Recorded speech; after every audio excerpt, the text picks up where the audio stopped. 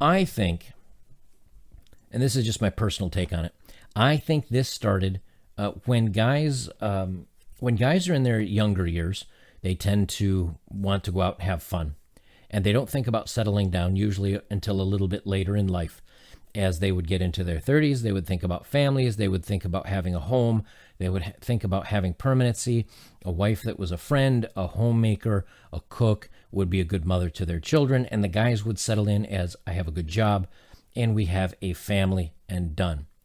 That's kind of gone out the window for a couple different reasons. Number one, the nanny state has stepped in, and of course, child support now takes care of a lot of the financial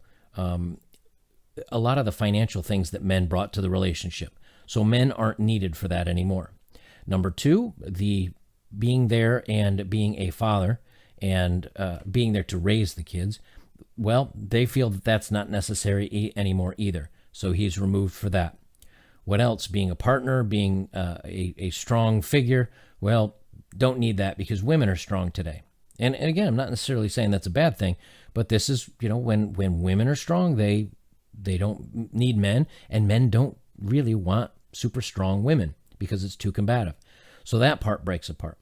So what you end up having is the whole center or the nucleus of the family breaking apart, and that's changed the dynamics of dating. Now, when you look at it today, women, again, used to be relatively chaste and keep themselves from having many partners, and so they would wait until marriage, and a guy would step up to marriage because his bonus or his benefit for that marriage would be the easy and relatively often access to her and fooling around.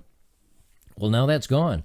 Guys can get that without having to dedicate their finances and dedicating a marriage and a home. And so women, unfortunately, and there's no other way to put it, women have become cheap.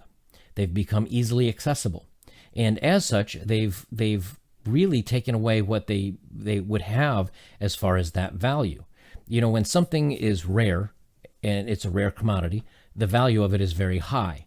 That being said, if access to having a fooling around with women and having fun in the bedroom with a woman is very difficult, that is a high cost. And men would pay for that cost by marrying her and having a family and providing for her and putting a home. And she would pay back by being herself, giving him regular access to the bedroom, cooking, taking care of the family, like I said before. But now that cost is nothing. In many cases, it's actually free. So men do not have to come forward with anything to benefit her. He comes forward with nothing. And in many cases, unless, if he's attractive or he makes a little bit of money or he's funny or whatever. So this casualness about it is really to a woman's detriment. It's not to her benefit.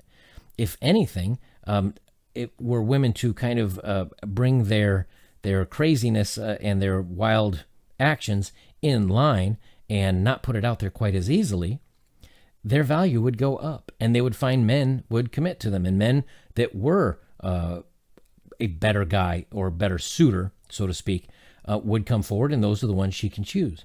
However, now as it is, again, it's, well, if he's attractive, good enough for me.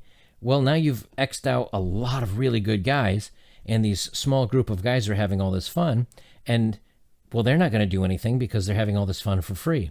And the guys that have been knocked out of the market, yes, some of them are still very thirsty and will jump through hoops to try to make something happen. But the rest of them kind of say, well, you know what? Because of everything that you've done so far in your life and who you've been with and all the fun that you've had without me, and then you come around to me saying, well, now I want the home, and you've lost your value already at that point. It's not there anymore.